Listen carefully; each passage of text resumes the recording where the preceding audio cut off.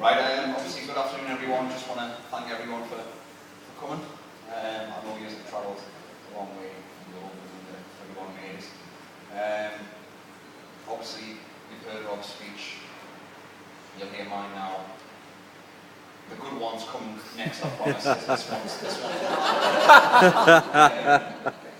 Obviously for those of you who know us, I'm Dave, I'm the groom, that's your Sarah's Nana, in which case I'm Dan.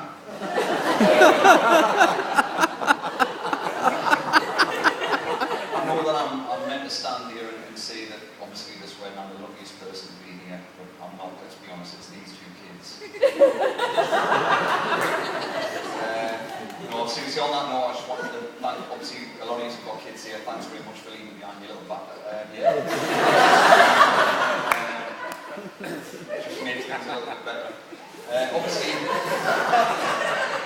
Sarah's a little bit on edge with what I'm going to say during the speech, because as you all know, I'm not the most politically correct person you've ever met, and when there's alcohol involved, I do tend to punch up the foot line a little bit.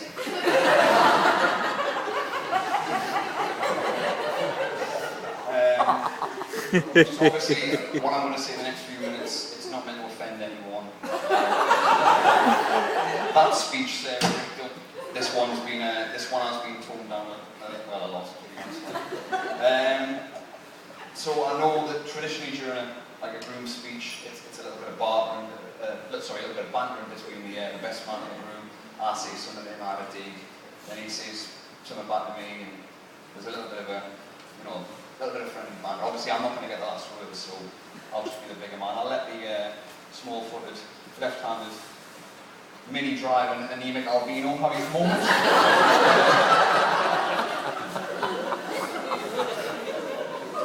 Now, I know obviously if you look at the two of us, it's immediately apparent that one of us is better looking than the other one. I'm fully aware of it. I get told this all the time. I used to say it all the time. How do you manage that, Dave? How do you do that? How do you get a girl that good looking? How do you do it? What do you do? Are you rich?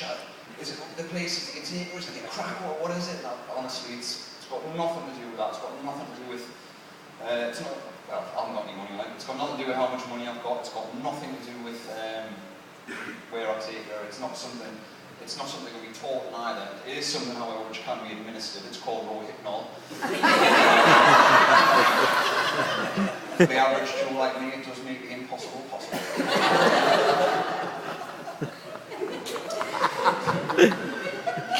Obviously, can I just say as well that the bridesmaids were beautiful? Can I? Right, no worries. And as for the two ushers, I mean, honestly, think of that, girls, next time you're reading 50 Shades of Grey.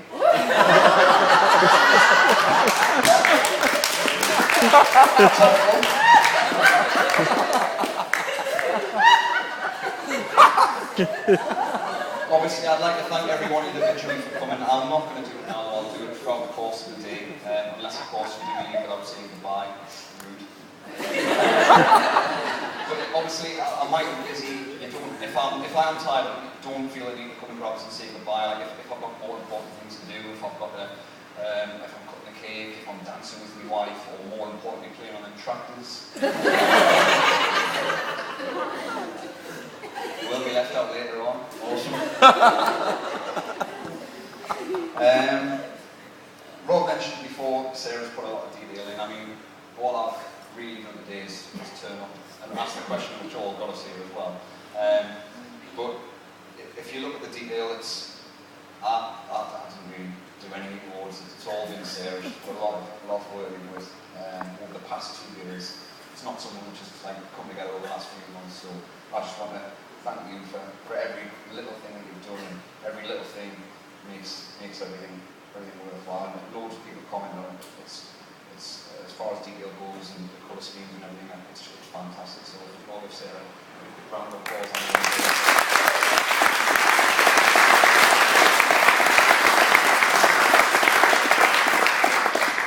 I know some of you are aware of these now. I don't know if you've noticed, but in the middle there's a badge that pulls off.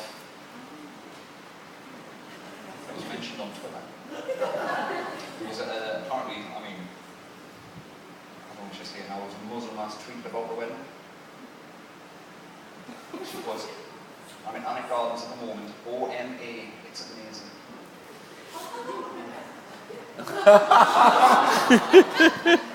Jihad to be there.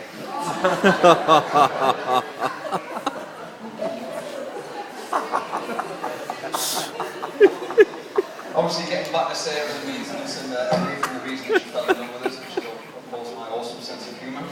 I just want to say a massive thank you for. I've already done that. Yeah, I mean, obviously Sarah come with most of the ideas. I had a few ideas myself, which were quashed straight away. Apparently, it's not to everyone's taste to have a free show at a wedding. But honestly, none of them were going to get out of the cages. It would have been alright. I've made jokes like that because I do work with divvies on a daily basis. I know you can't call them divvies. There is a politically correct Mackhams, that's what they call them.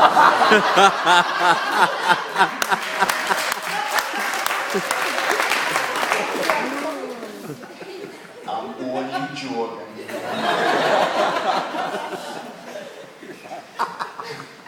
Obviously, I just want to thank everyone for everything you've done. Your family for all the help you've contributed towards the wedding. Obviously Sarah's family as well, and Claire in particular, all the effort these have put together. And there's a lot of friends that are around today who contributed a massive amount of work yesterday and putting everything together, which everyone's very, very grateful for. And it's definitely made everything worthwhile. And obviously there are a few of you who are here at the moment who've come in quite late on. We've had a few people who cancelled last minute. I just want you to know you aren't here because we didn't want you here to begin with. You are here just we simply wanted other people here more.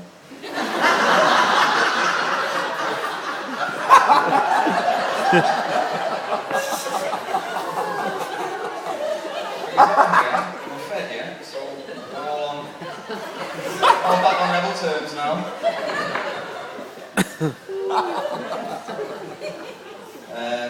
I'll leave you now with a bit that everyone's been waiting for. Well, everyone in the room apart from Russell. He's got the worst 3 minutes of his life until now. Sarah's got that to come later on, courtesy of me.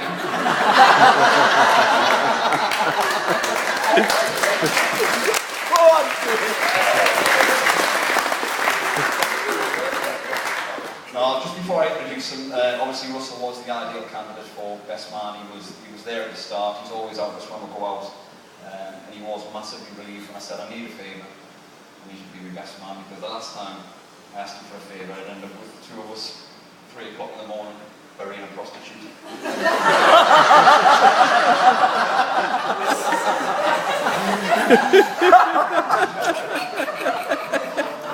But it is quite right, if there is no body, there is no murder. So before Russell starts, if you just raise your glass and just toast to yourself. It was a good speech for my next, I promise. Thank you very much.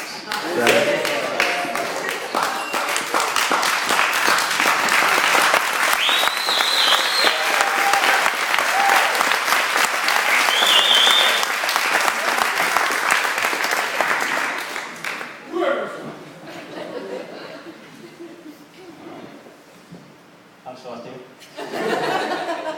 I knew it would be difficult to follow one of your speeches, but I didn't follow a bloody word of it, to be honest. Hi everybody. Imagining you in all your underwear really doesn't work.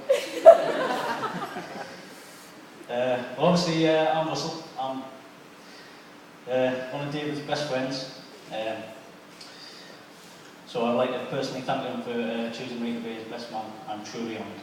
Thank you. I hope I've done a good enough job for you, Dave. And if you ever need me to be your best man again, I'll love to do it. So before I get to the main part of the speech, I'd like to say a few thank yous. Firstly, if you're anything like me, you'll have absolutely loved today. It's been a fantastic day. And I know this wouldn't have been possible had it not been for Dave and Sarah's hard work in organising such a complex event. I think you will agree, today really portrayed the love that they have for each other. I know after Dave got bored of going to 4 wedding fairs a week, Sarah especially had to put a lot of work into planning the day. And it's great to see that all of those plans have come to fruition, culminating in the marriage of two of my best friends. Secondly, I would like to thank both sets of parents for bringing into the world two of the most wonderful people I've ever had the privilege of meeting. This must be one of the proudest days of your lives. So I'm sure your dad was watching over you today and is extremely proud of his little girl and how she's turned out. And I'm sure you'll be delighted that you found yourself a good man in Dave. And Carol, I bet it only seemed like yesterday that you were sending little Sarah to bed with a big dummy. Things haven't really changed, have they?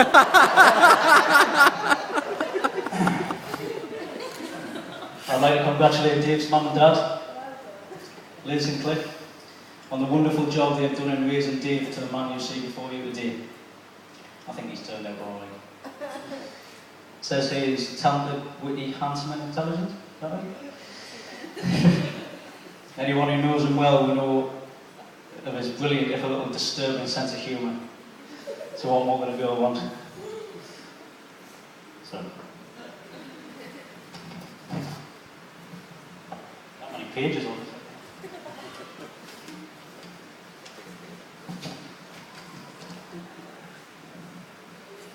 So Liz and Cliff, I know you're proud of him, as proud of him today as I am. On behalf of everyone here, I'd like to thank all the staff here at Alnwick Gardens for the seamless operation they've carried out today, and it wouldn't have been as enjoyable without your efforts. Although free ball would have been nice. And certainly, last but certainly not least, a big thank you to both bridesmaids who did a fantastic job today and looked absolutely stunning. I'm sure your help plan and organising today is not going unnoticed, and I'm sure Sarah's very proud of you. So that's the thank yous out of the way with. I first met Dave when he was 18, and to be honest, I didn't think that much from him. He was quite scruffy looking due to the fact that it looked like he hadn't shaved for a month. It actually turned out to be just a few hours. He had his cap on back to front, and all in all, he looked the right perk. Who would have thought then I'd be standing here today as his best man and that he would turn out to be one of the best friends I've ever had.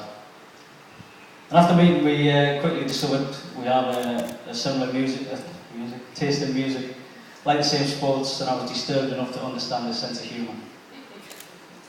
And as we know, Dave is well known for his disturbing sense of humour. When I told Sarah that I wanted to mention his sense of humour in the speech, she looked at me like I was crazy.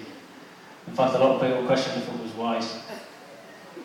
So for those of you who don't know, I'm sure you all do, Dave's jokes are extremely politically incorrect, and no one, and I mean no one, is safe. When he told me he was going to get a job selling mobility cars, I put my head in my hands and wondered if it was a good idea to sell cars to customers who were usually the butt of his jokes. But he always seems happy in his job. Well, he's always laughing anyway.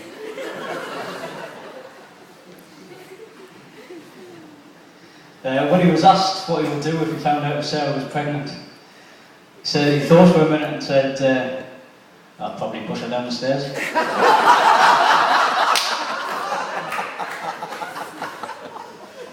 Well, that's just Dave. As long as you realise it's only joking, then you'll know.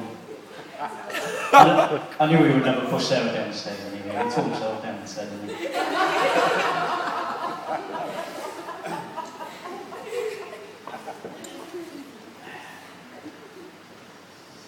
Anyway, as our friendship grew, we both started learning to play the guitar at the same time, although Dave had a real talent for this and soon got better than I was. And together with our good friends Damon, Phil, Chris, and Dave's brother Chris, who are all here today, we travelled the length and breadth of the country going to gigs and generally enjoyed being young. It wasn't always enjoyable though. One day that I will never forget for all the wrong reasons was on one trip to Manchester, when Dave subjected me and Damon to the sounds of Avril Lavigne all the way there. At full blast, it was absolutely horrible.